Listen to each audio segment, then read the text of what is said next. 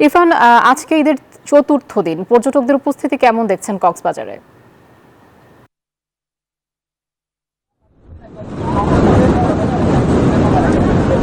জি, কক্সবাজারে ঈদের তৃতীয় দিন পর্যন্ত পর্যটকের যথেষ্ট পরিমাণ ভিড় ছিল। আজকে ঈদের চতুর্থ দিন, একটু আগে এখানে বৃষ্টি হয়েছে। আসলে মেঘ, বৃষ্টি, রোদ সব মিলিয়ে আবহাওয়া বিরাজ করছে কক্সবাজারে।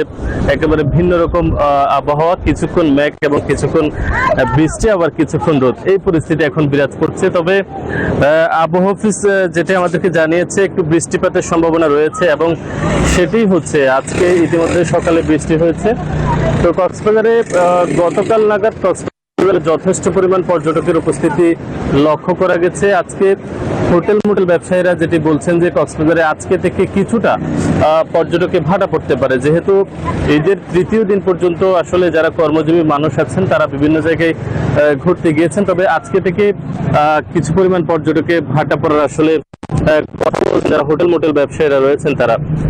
তবে কক্সবাজারে এই যে টানা 10 দিনের যে ছুটি, এটিকে কেন্দ্র করে আসলে প্রায় কয়েক লাখ পর্যটকের এবং এতে করে যে গভীর নিম্নচাপকে কেন্দ্র করে গত কয়েক ধরে কক্সবাজারে যে গভীর নিম্নচাপটি গিয়েছে তার ক্ষতি পুষিয়ে উঠেছে কক্সবাজারের পর্যটন সংশ্লিষ্ট ব্যবসায়ীরা।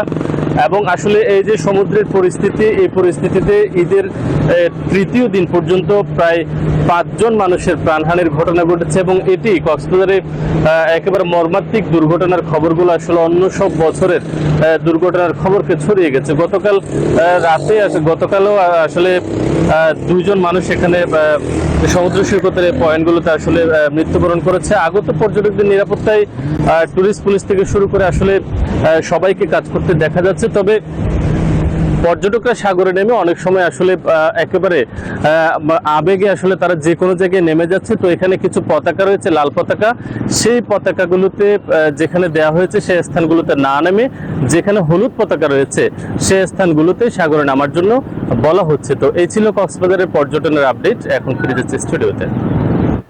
ইরফান, আপনাকে ধন্যবাদ। বান্ডেল থাকলে প্রতি সেনমানিতে টাকা বাঁচবে।